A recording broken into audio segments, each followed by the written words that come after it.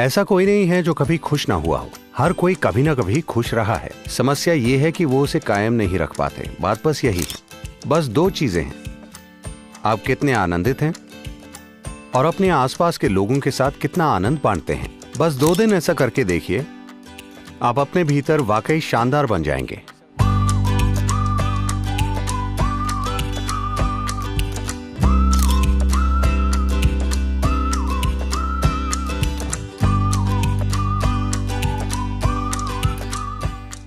खुशहाली क्या होती है? आप जीवन में वाकई अच्छा कब महसूस करते हैं? आप वाकई अच्छा कब महसूस करते हैं? जब आप बहुत खुश होते हैं तो आप अच्छा महसूस करते हैं। चाहे आपके शरीर में बीमारी हो तब भी आप अच्छा महसूस करते हैं। चाहे आपको मेडिकल जांच में बीमार बताया जाए लेकिन आप अभी बहुत खुश हैं तो आप अच्छा महसूस करते हैं, है ना? तो मूल रूप से खुशहाली का मतलब है एक तरह का आनंद, जीवन का उल्लास। खुशी क्या है? हम कह सकते हैं कि खुशी ये या वो है, लेकिन जीवन के स्तर पर खुशी का मतलब है आपकी जीवन ऊर्जाएं ज्यादा उल्लासित हैं सामान्य स्थिति की तुलना में। डिप्रेशन का मतलब है आपकी जीवन ऊर्जाएं बहुत ही मंद और उबाऊ हो गई हैं। खुशी का मतलब आपकी जीवन ऊर्जाएं उल्लास में हैं। खुशी का वर्णन करने के कई तरीके हैं, लेकिन जो खुशी को जानते हैं सिर्फ वही जानते हैं कि खुश होने का मतलब क्या है। ऐसा कोई नहीं है जो कभी खुश ना हुआ हो। हर कोई कभी ना कभी खुश रहा है। समस्या ये है कि वो उसे कायम नहीं रख पाते। बात बस यही है। तो आपको खुद पर इरादे लादने की जरूरत नहीं है। बस कुछ सरल तरीके अपनाइए ताकि आप मंद ना पड़ें। देखिए, बहुत से लोग जो बिजनेस करते हैं वो सोचते हैं कि वो सिर्फ IRS के लिए लेन देन का हिसाब रखते हैं। नहीं नहीं, आप सिर्फ IRS के लिए ऐसा नहीं करते। इसकी वजह यह है कि लेन देन का हिसाब रखे बिना पता ही नहीं चलेगा कि फायदा हुआ या नुकसान। हिसाब किताब रखने के पीछे यही सोच है। आप आगे बढ़ रहे हैं या पीछे जा रहे हैं, यह जानने के लिए आपको एक अकाउंट बुक की जरूरत है। आप एक और अकाउंट बुक क्यों नहीं रखते? हर दिन के अंत में देखिए कि Just check. Am I a little more joyful today than yesterday? क्या मैं आज कल से थोड़ा सा ज्यादा खुश हूं? अगर आपने ये 5 साल की उम्र से शुरू किया होता तो आप अब तक परम आनंद से भर चुके होते। फायदा ही फायदा। आप ऐसे हो गए क्योंकि आपने इसका अकाउंट नहीं रखा। एक दिन आपने जांच की, जब समस्या काफी बड़ी हो गई तब आपने देखा कि आप बहुत नुकसान में हैं। हर दिन, हर महीने का हिसाब रखिए Just keep accounts. कि क्या मैं पहले से ज्यादा खुश हूं या कम। बस 2 ही चीजें हैं, आप कितने आनंदित हैं और अपने आसपास के लोगों को कितना आनंद देते हैं। इसका आप अकाउंट रख सकते हैं।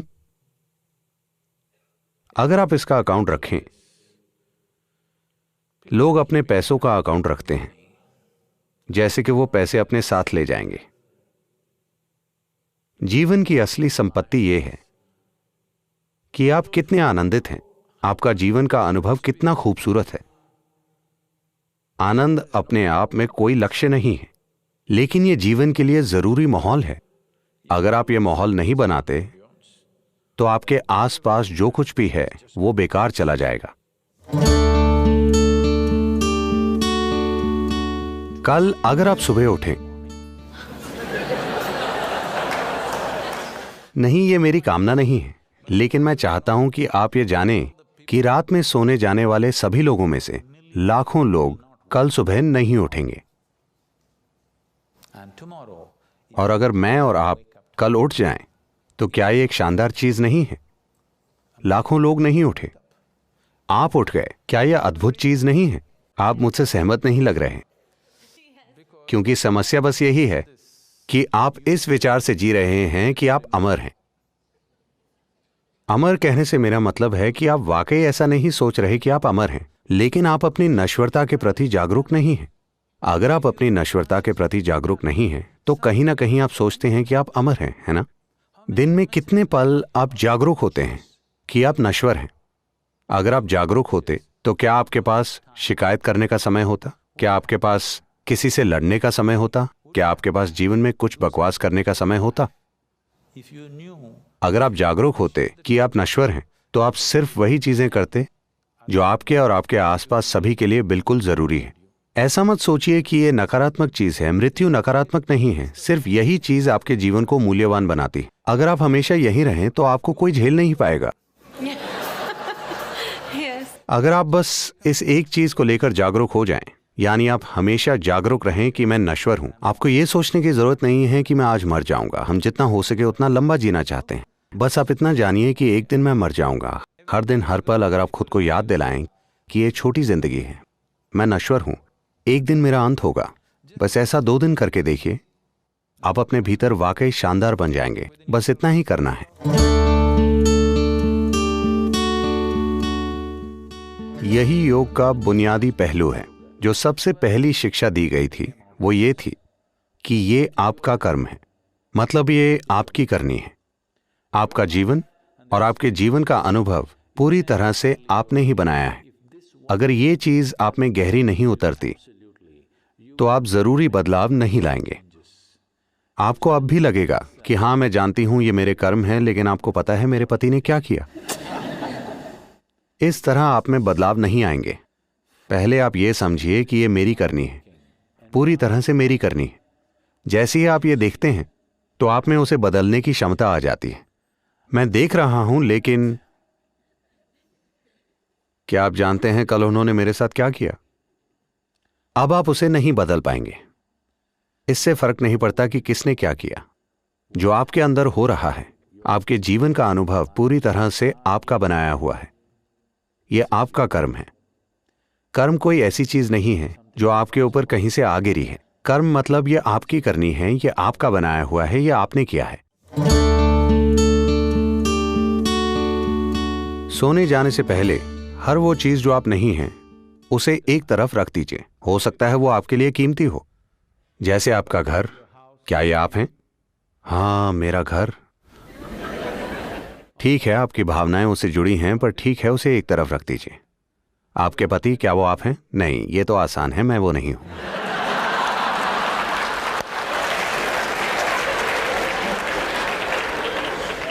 मेरे बच्चे, क्या वो मैं हूं? ओ, ये थोड़ा मुश्किल है, लेकिन नहीं, वो मैं नहीं हूं। वो आपसे कहने लगे हैं। अगर वो 12 साल के हो गए हैं तो आपको बता चुके होंगे। तो कपड़े आप पहनते हैं, क्या वो आप हैं? नहीं। जो शरीर आपने धारण किया है, क्या वो आप हैं? नहीं। ये सारे विचार और भावनाएं, क्या ये आप हैं? नहीं। हर वो चीज जो आप नहीं हैं उसका एक ढेर बना दीजिए। असली ढेर नहीं, बस इसे अपने मन में कीजिए। हर चीज अलग रख दीजिए। मैं देखता हूं। हर दिन आप इसका अभ्यास कीजिए। एक दिन जब आप सफलतापूर्वक हर वो चीज अलग रखते हैं जो आप नहीं हैं, तो जो आप हैं वो स्पष्ट हो जाएगा।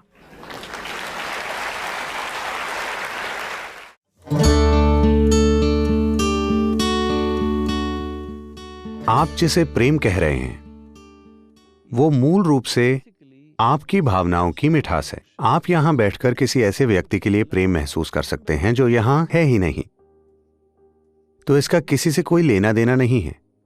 यह बस आपकी भावनाओं की मिठास है। अब आपका प्रेम संबंध, आपकी प्रेम करने की क्षमता सेल्फ स्टार्ट पर है या पुश स्टार्ट पर?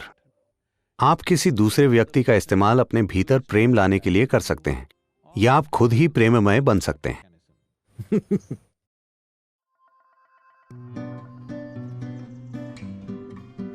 देखिए, किसी इंसान के लिए प्रेम क्यों जरूरी है।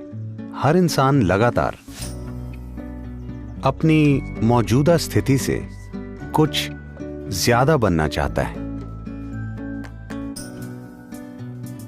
आप किसी चीज को खुद में समाकर अपना हिस्सा बना लेना चाहते हैं। पूरी कोशिश यही है। अगर यह भावनाओं के स्तर पर होता है, अगर आप भावनाओं के माध्यम से ऐसी कोशिश करते हैं, तो हम इसे प्रेम संबंध कहते हैं। आप भावनाओं के इस्तेमाल से किसी ऐसे व्यक्ति को अपना हिस्सा बनाना चाहते हैं जो आपका हिस्सा नहीं है। यह प्रेम संबंध है। अगर आप जागरूक होकर ऐसा करते हैं तो हम इसे योग कहते हैं। हर दिन 5 मिनट किसी ऐसी चीज के साथ बैठिए जिसके आपके लिए कोई मायने नहीं है। शायद कोई पेड़ या पत्थर या कीड़ा या मकोड़ा। कुछ समय बाद आप पाएंगे कि आप उसे उतने ही प्रेम से देख सकते हैं जितने प्रेम से आप अपनी पत्नी, पति, माता, पिता या कुत्ते को देखते हैं। शायद कीड़ा ये नहीं जानता, शायद मकोड़ा ये नहीं जानता। इससे फर्क नहीं पड़ता। अगर आप हर चीज को प्रेम से देख पाएं तो पूरी दुनिया आपके लिए एक खूबसूरत वस्तु बन जाएगी। आपको एहसास होगा कि प्रेम कोई ऐसी चीज नहीं है जो आप करते हैं, यह आपके होने का तरीका है।